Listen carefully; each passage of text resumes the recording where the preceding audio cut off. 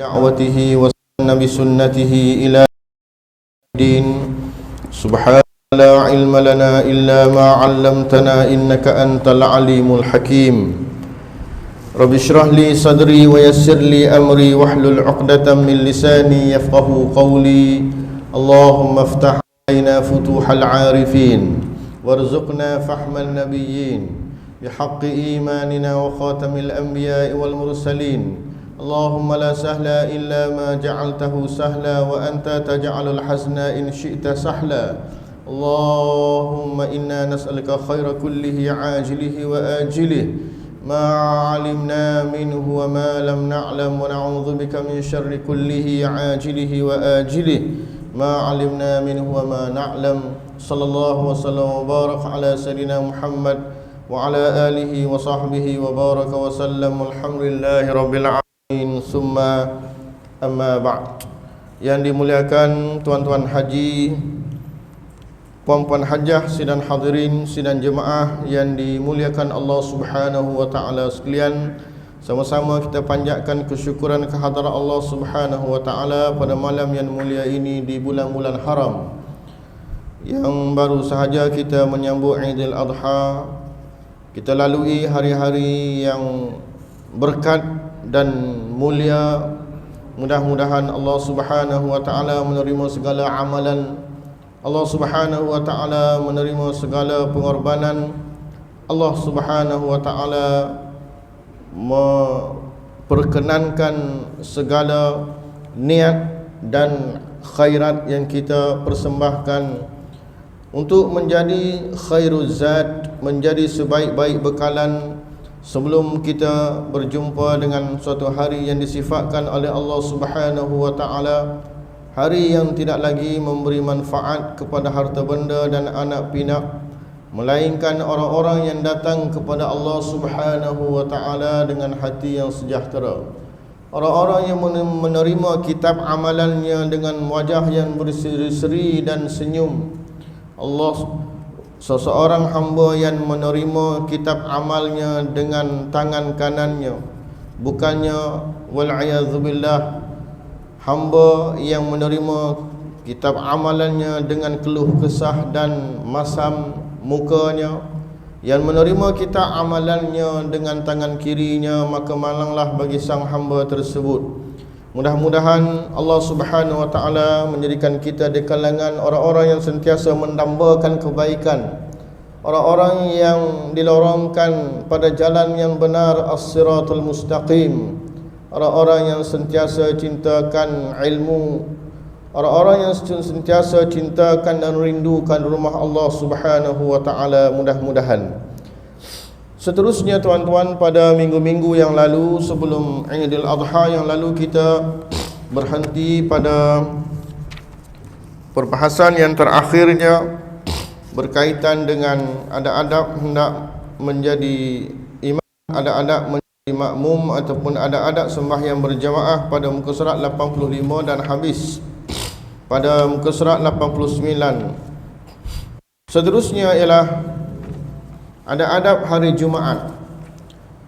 Hari Jumaat sebagaimana yang kita maklum, Al-Imam Hujjatul Islam Abu Hamid Al-Ghazali ingin membincangkan dalam tajuk ini berkenaan dengan adab-adab hari Jumaat, dengan maksud apabila kita melihat kepada kitab-kitab fiqh, sama ada di dalam bahasa Melayu ataupun dalam bahasa Arab, ianya dinamakan sebagai adabul jum'ah wa hay'atuha, iaitulah adab-adab Jumaat, ataupun setengah kitab menyebut sebagai sunat-sunat hari Jumaat ataupun hayat. Sebab apa hayat? Sebab sunat ini yang kita sedia maklum terbahagi kepada dua sunat ab'ad yang tidak banyak, yang apabila ditinggalkan dalam mazhab Syafi'i maka mesti diijbarkan, digantikan dengan sujud sahwi. Selain daripada 7-8 perkara sunat ab'ad tersebut, maka di sana dinamakan sunat hay'ah, sunat hay'at ataupun hay'atus salah yang cukup banyak. Contohnya apabila kita mendirikan solat fardu sahaja, banyak sekali solat, banyak sekali perkara-perkara sunat di dalam sembahyang tersebut. Apabila kita belajar, kita fahami dan kita amalkan dalam sembahyang fardu kita, maka berpahala kita. Bukan hanya kita mendirikan sembahyang tersebut sebagaimana ianya menjadi satu kefarduan dan tuntutan sebagai seorang muslim, bahkan di dalam sembahyang tersebut kita beri hak-hak di dalam sembahyang tersebut, bagaimana rukuknya, bagaimana i'tidalnya, bagaimana tamakninahnya, bagaimana rukun qauli dan fi'linya, perpindahan rukun dan sebagainya diselangi. Dan setiap rukun tersebut pasti ada sunat yang apabila kita lakukan maka ianya berpahala, dan apabila kita tinggalkan sembahyangnya kita itu sah tetapi barangkali pahalanya kurang sedikit. Begitu juga mengenai adab-adab hari Jumaat ini, Al-Imam Al-Ghazali dia letakkan tajuk adab-adab hari Jumaat dalam bahasa mudahnya yang kita sebutkan, iaitulah sunat-sunat pada hari Jumaat tersebut, khususnya bagi mereka yang diwajibkan padanya solat Jumaat. Orang yang wajib ke atasnya wajib Jumaat dan juga ahli Jumaat. Dia ada dua perkataan yang beza. Dalam solat Jumaat ini, kalau kita bincang dalam bab fiqh, wajib Jumaat dan ahli Jumaat. Sebab perbahasan dalam solat Jumaat ini kita mesti clear tiga istilah, iaitulah siapakah itu mastautin. Dalam bahasa Melayu kita pemastautin tetap. Siapakah itu pemukim ataupun orang yang bermukim? Dan siapakah itu orang yang musafir?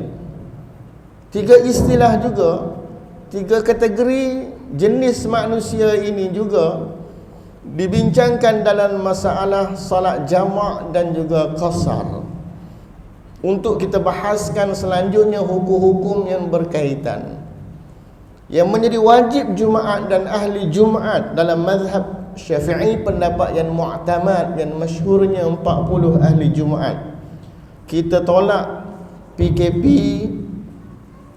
luar normal ataupun norma baru, solat yang 5 orangnya, yang 3 orangnya, yang 10 orang, lepas tu 12 orang, lepas tu 40, lepas tu kapasiti surau ataupun masjid, lepas tu tidak ada kapasiti, itu lain cerita.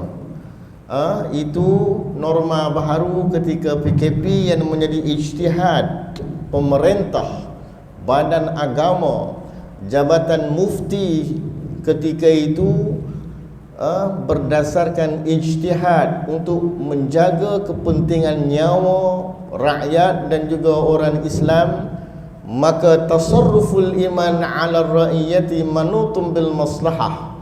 Kaedah mengatakan tata cara kelola suatu urusan tersebut yang dibuat ke atas rakyat, ke atas masyarakat, itu pastinya bertunjankan kepada suatu kepentingan untuk menjaga nyawa, kerana adanya unsur berjangkit dan sebagainya merebak, dan untuk mengelakkan daf'ud darar, menolak keburukan, kefasadan, kebinasaan.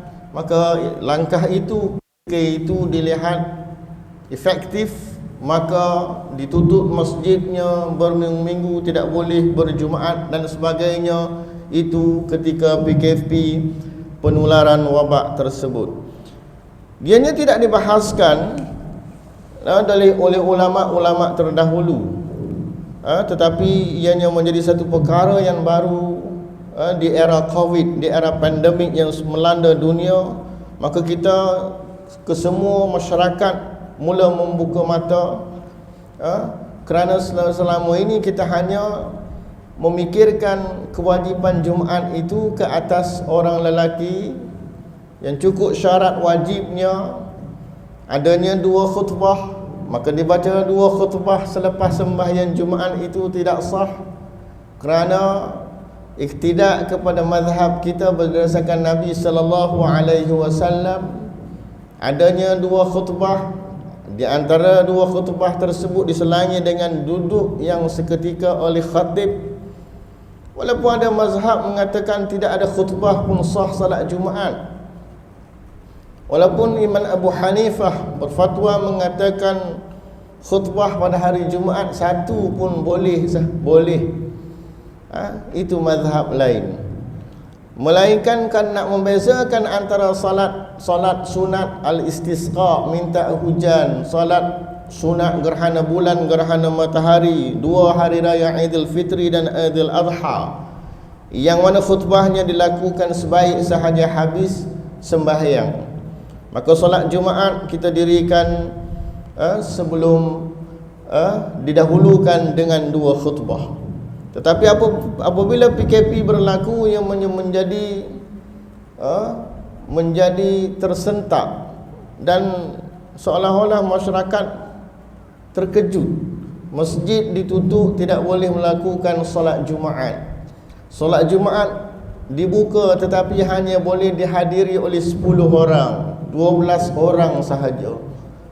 Sebenarnya ini menjadi khilaf berbelas-belas qaul, pendapat ulama dalam mazhab, masalah bilangan minima ahli Jumaat tersebut.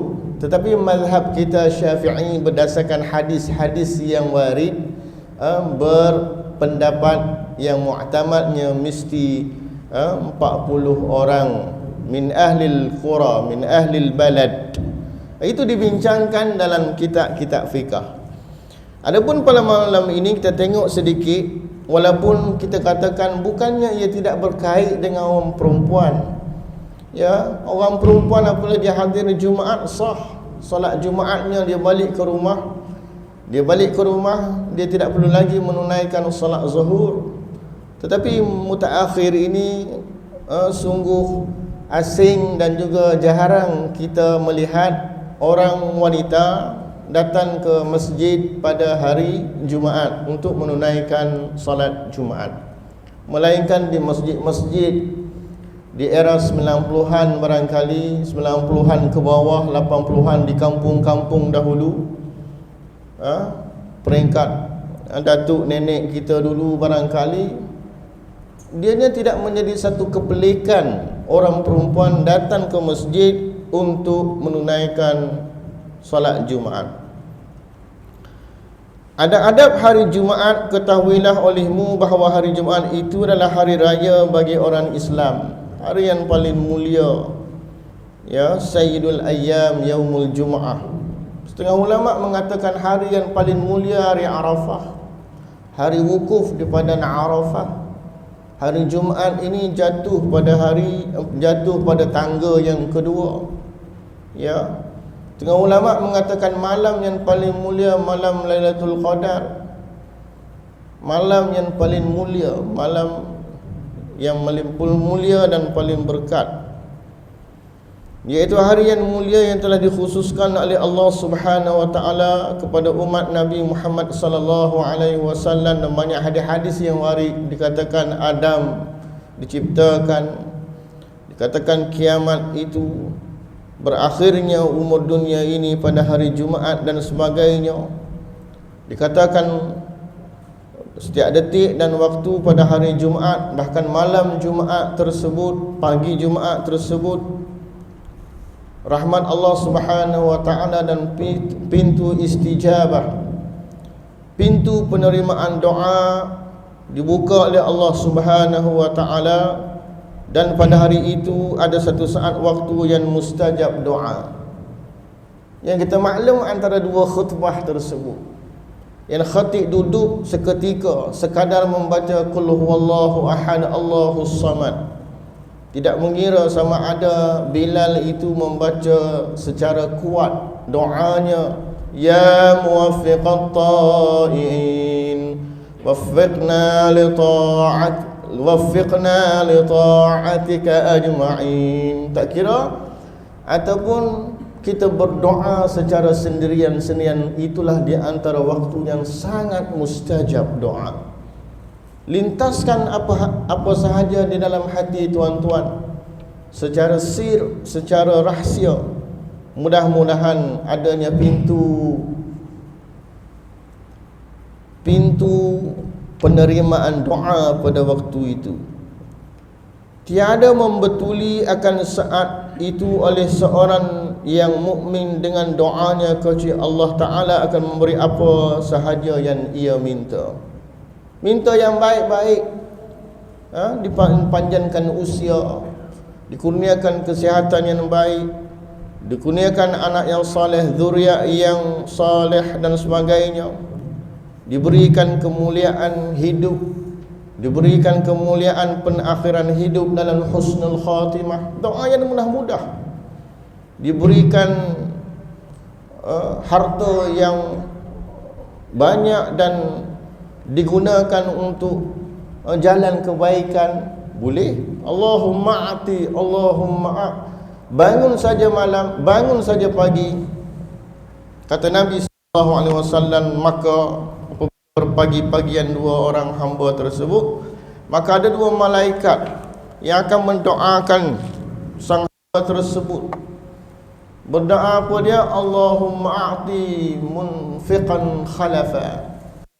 Malaikat itu berdoa kepada sang hamba itu yang start hari paginya dengan mengingati Allah Subhanahu wa taala supaya dia sentiasa menginfakkan hartanya, lalu dibalas khalafa, dibalas harta, digantikan harta tersebut walaupun tidak di dunia, di akhirat.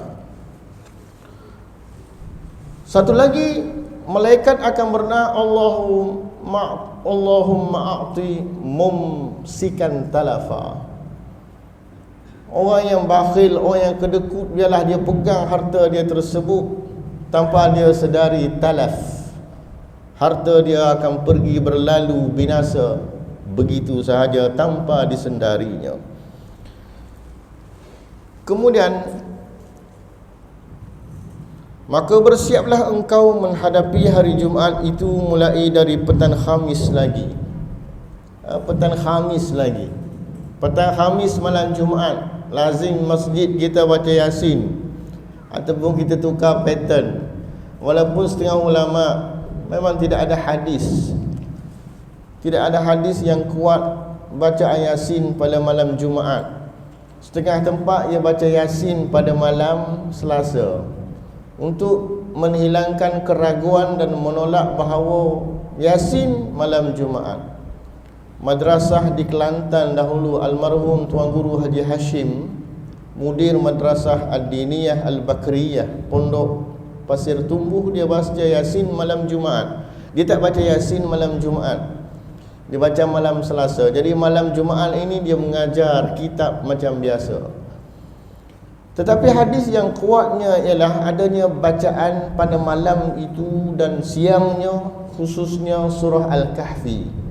Sesiapa yang membaca surah Al-Kahfi, maka diberikan cahaya daripada hari Jumaat ini hingga hari Jumaat minggu ke seterusnya. Dan banyak hadis-hadis fadilat, fadail, keistimewaan bacaan surah Al-Kahfi. Kalau tidak boleh baca beramai-ramai, baca bersendirian pada malam Jumaat, dan sambung lagi keesokan harinya. Kalau mempunyai masa, tidak ada masa juga, paling kurang baca akhirnya 10 ayat dan sebagainya. Mudah-mudahan ini termasuk dalam surah-surah yang Al-Munjiyat. Surah-surah Al-Munjiyat, surah-surah yang boleh menyelamatkan kita semua daripada Dajjal dan juga azab, kepedihan azab api neraka Allah Subhanahu wa taala. Surah Al-Mulk dan sebagainya, surah As-Sajdah, Al-Waqi'ah.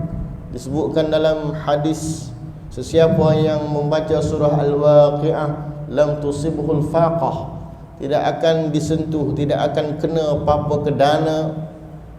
Dan banyak kalau kita nak tengok kepada fadail as-suwar, fadilat-fadilat surah yang disabdakan oleh hadis Nabi sallallahu alaihi wasallam, maka hendaklah engkau membersihkan pakaianmu dan memperbanyakkan mengucap tasbih dan istighfar mulai dari petang hari Khamis, kerana masa itu sudah menyamai kelebihan hari Jumaat. Sebab itulah aula dituntut ziarah kuburnya lepas asar hari Khamis, kerana masa itu sudah menyamai kelebihan hari Jumaat. Dan berniatlah engkau untuk berpuasa pada hari Jumaat, tapi dalam puasa itu engkau sertakan puasa hari Khamis.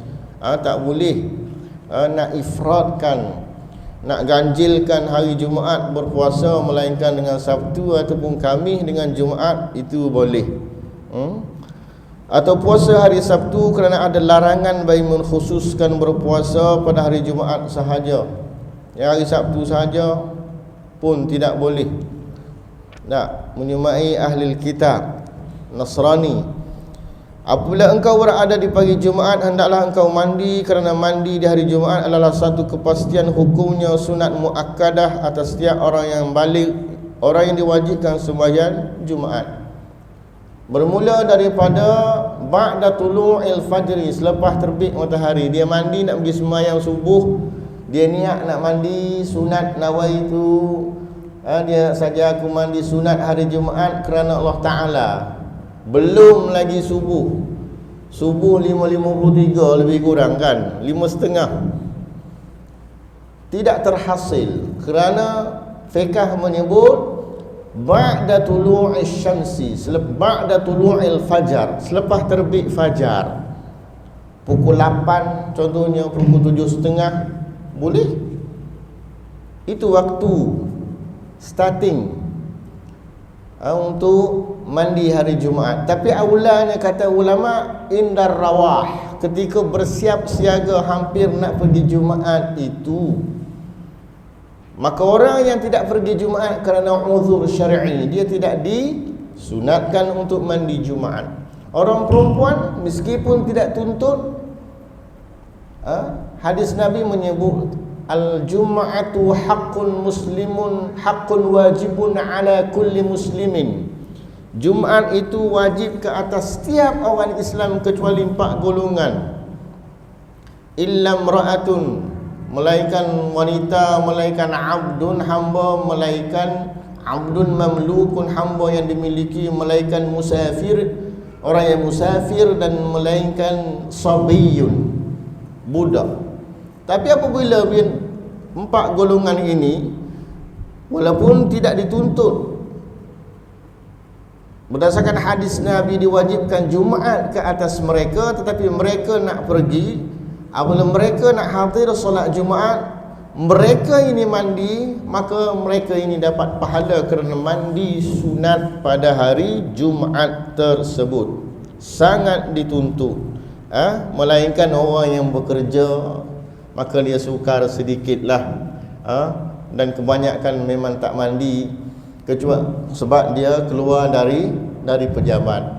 Sangat dituntut, kerana kita banyak negeri hari Jumaat ini hari orang bekerja lah, keluar dari pejabat pukul 12.15, nak cari makan tengah hari dahulu, nak mandi bila kan. Kalau orang hidup di kota-kota besar, Kuala Lumpur dan sebagainya, berpantashiru fil ard, bertebaran di muka bumi.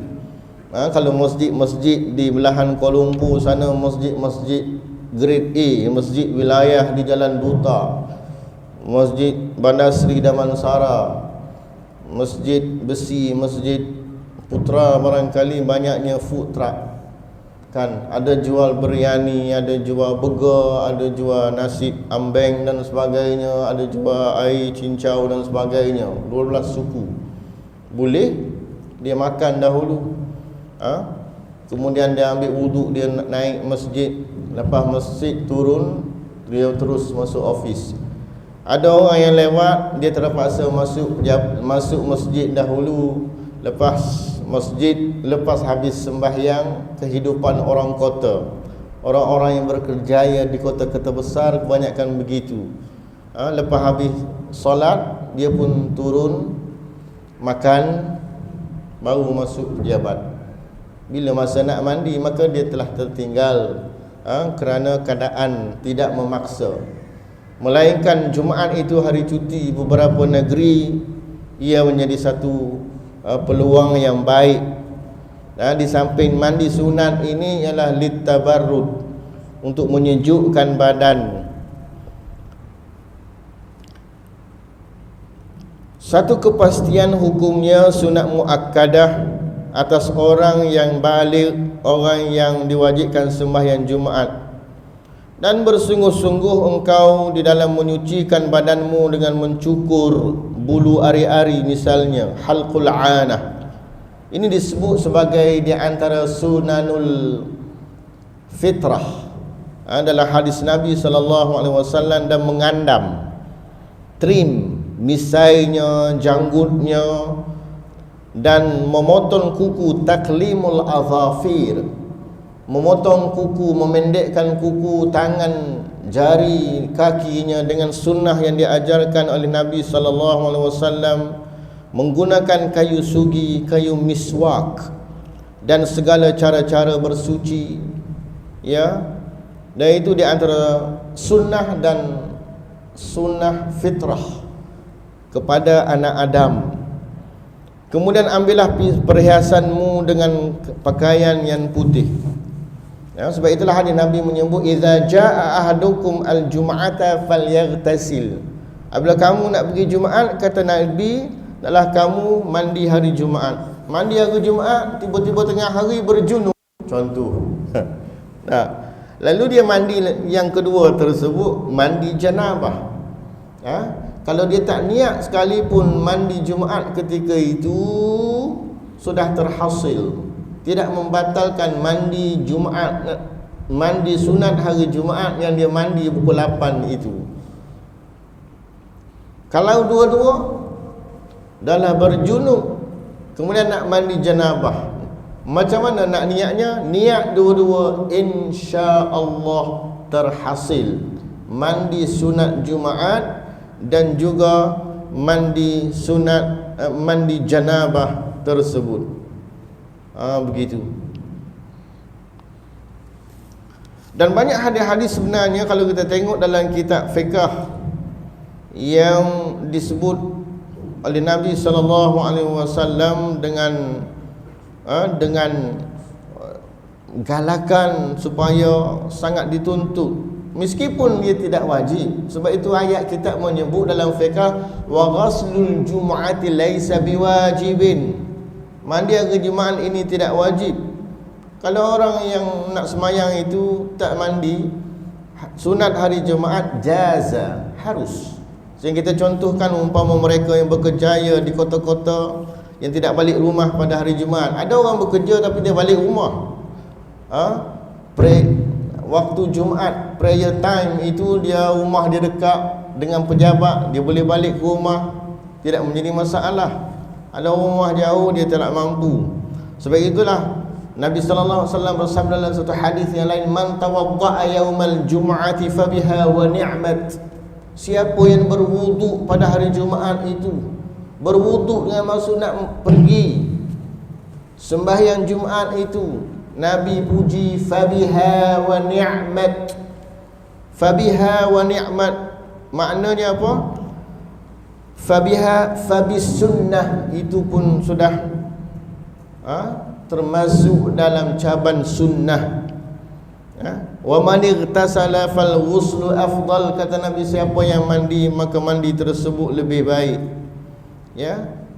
Hadis ini menjadi dalil bahawa mandi pada hari Jumaat itu tidak wajib.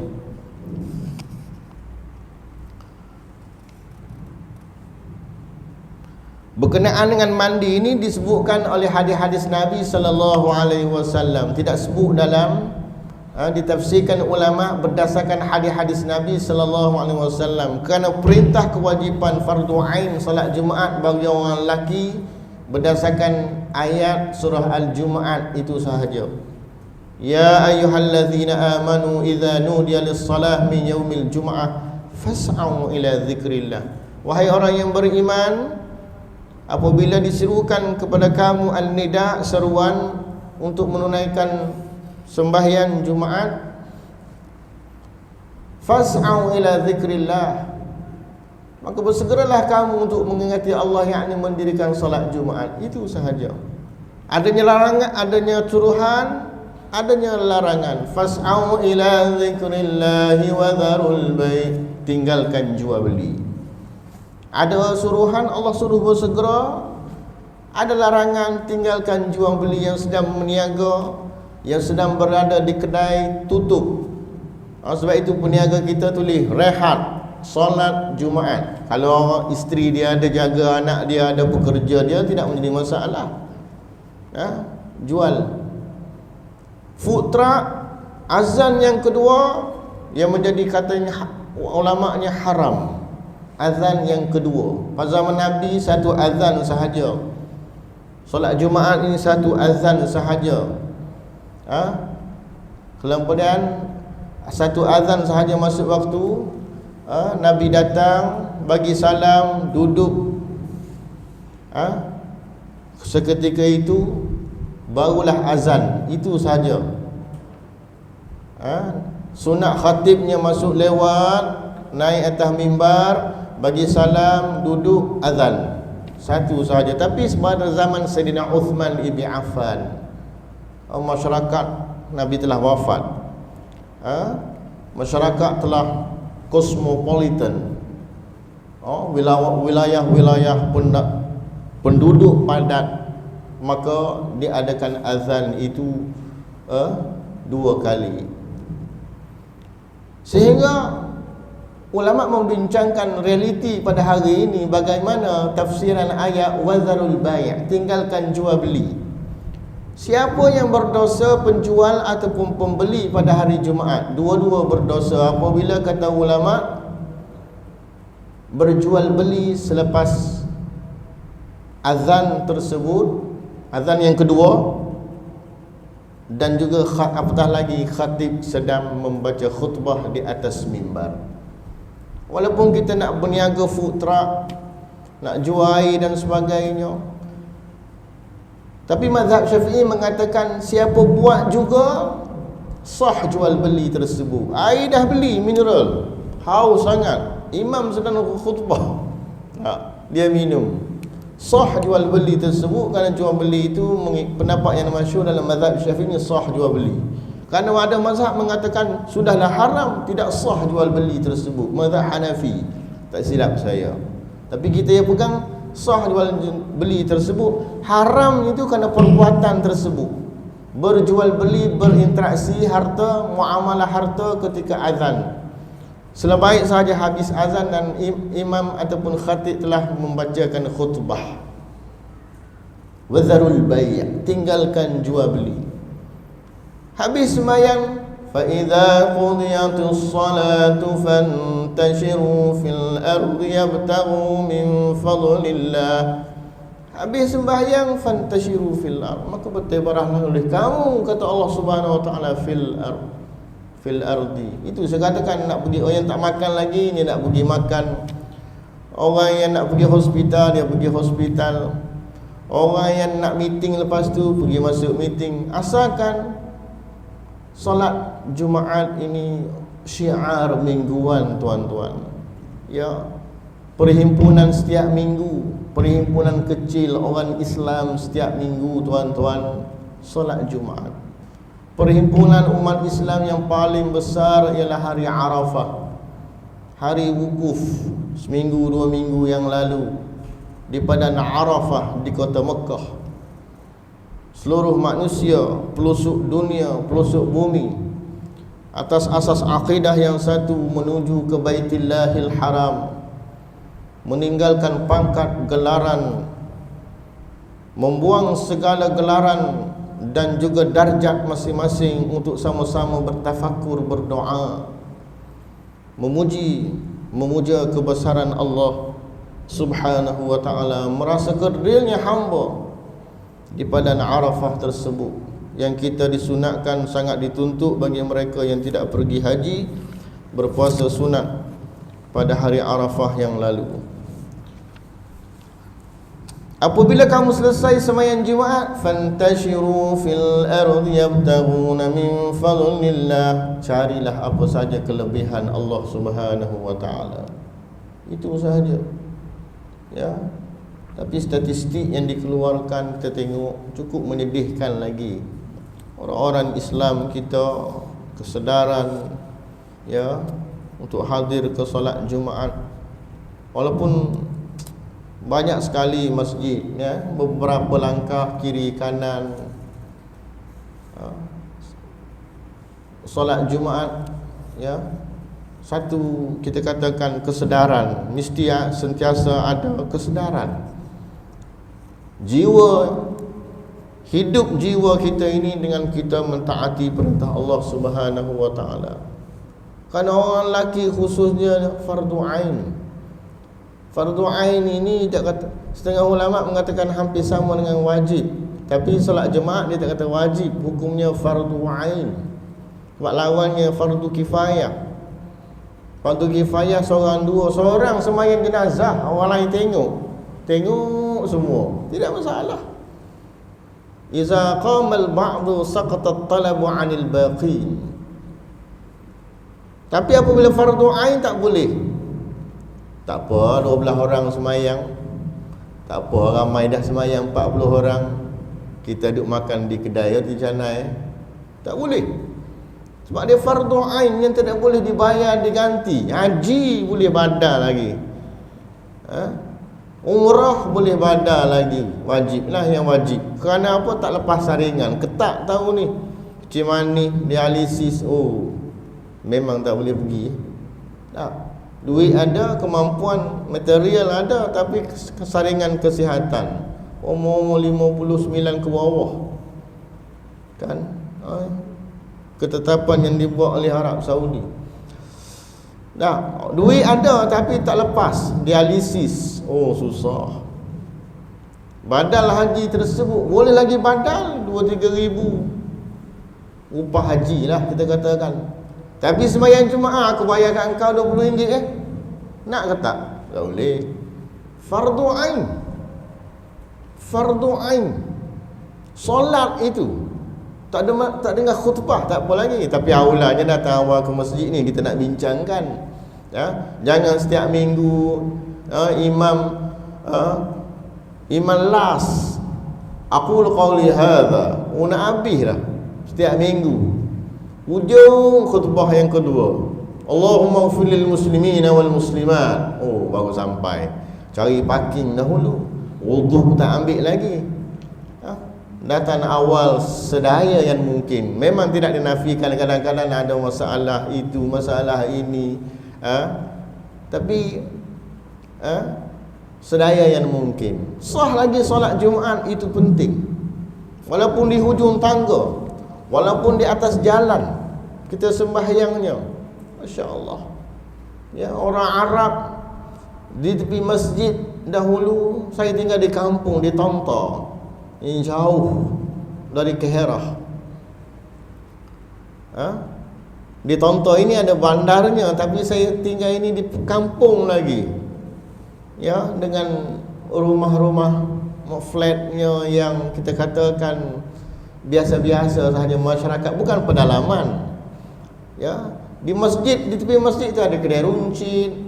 Seingat saya 20 tahun yang lalu, 22 tahun yang lalu, ada kedai daging yang macam kita lapah daging minggu 2, 3 minggu lepas. Haji Nasir kata banyak 21 ekor gantung daging dengan darah di baju ni. Solat Jumaat, Arab dia ambil wuduk terus. Nah, kalau kita jelek betul. Nah, balik dulu mandi. Nah, itu kan darurat bagi dia, umumul balwa, kerana profession dia. Tapi nak ceritakan jual daging sekali pun tutup kedai.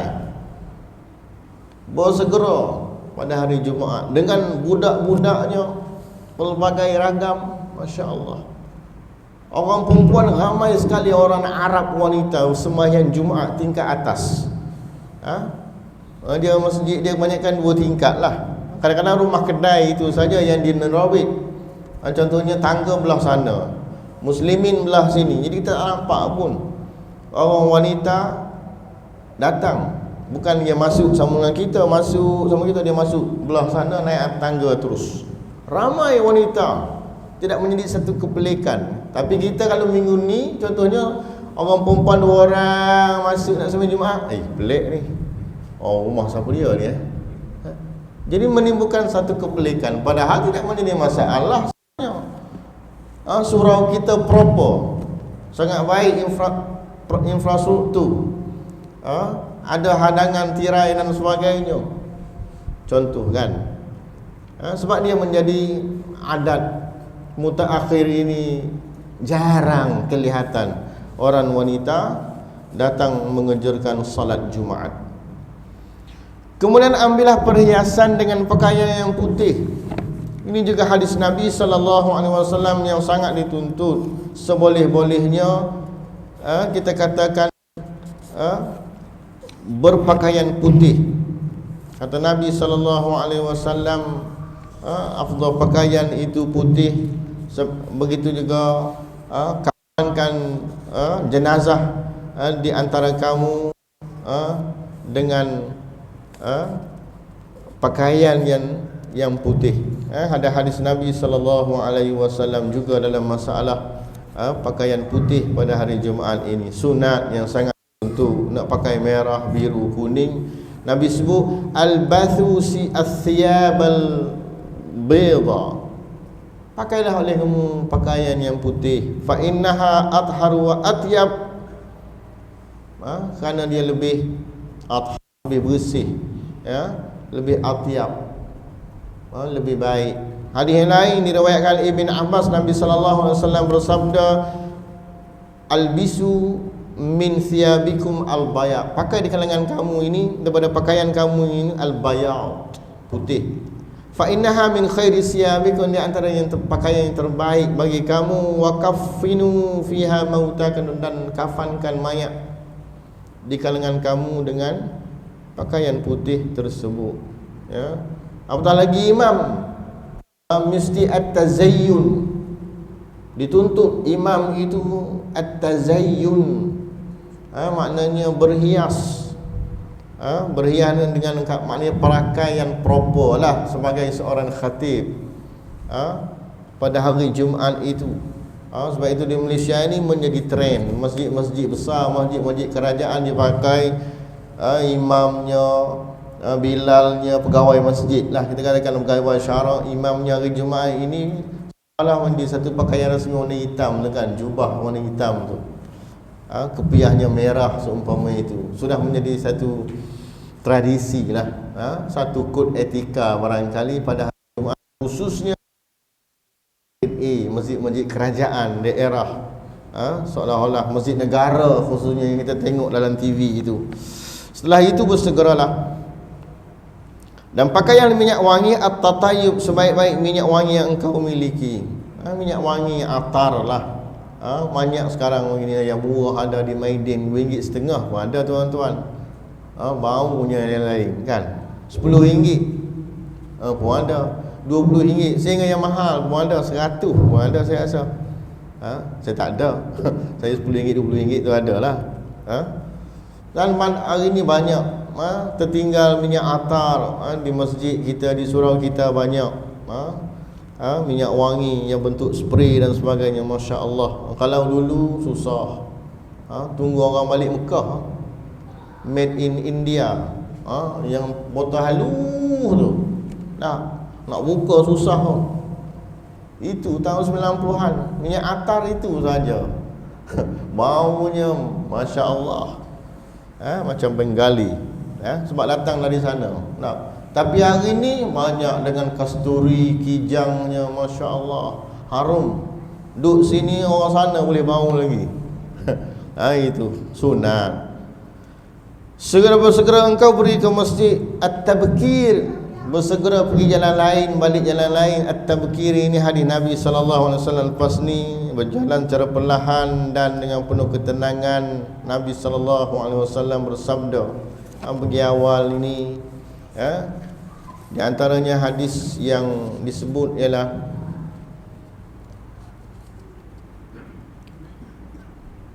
hadis Abu Hurairah ini yang kuat.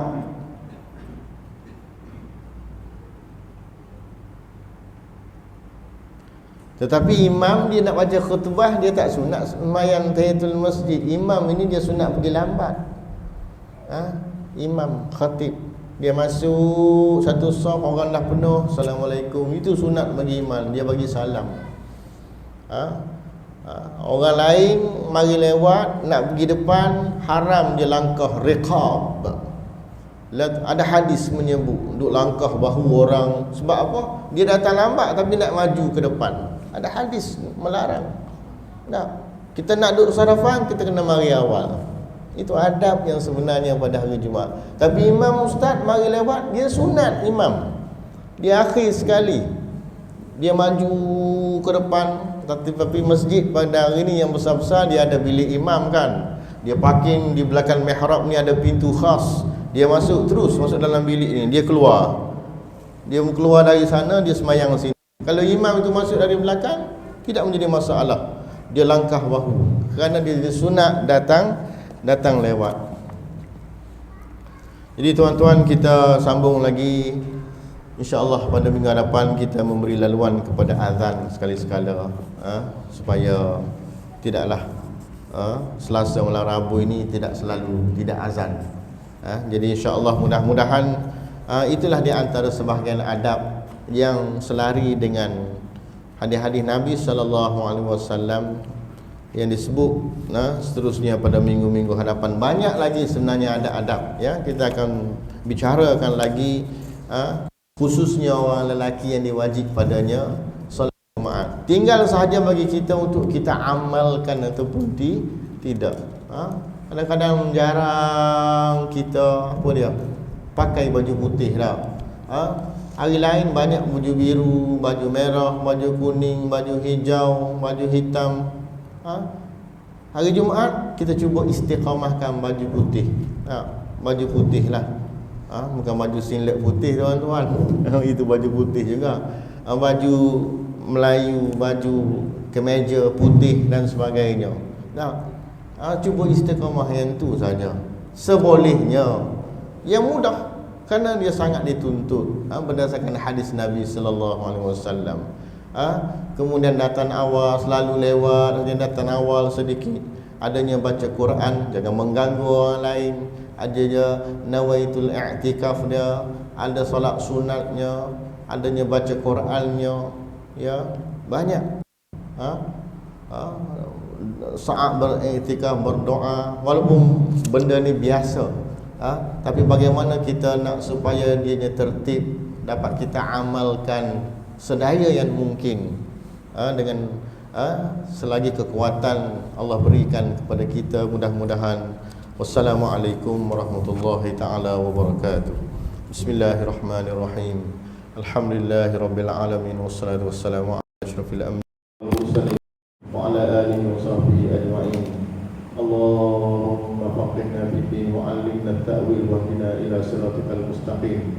Allahumma anfa'na bima 'allamtana wa 'allimna ma yanfa'una wa zidna ilma. Rabbana atina fid dunya hasanah wa fil akhirati hasanah wa qina adzabannar. Sallallahu ala sayyidina Muhammad wa ala alihi wa sahbihi wa baraka wa sallam.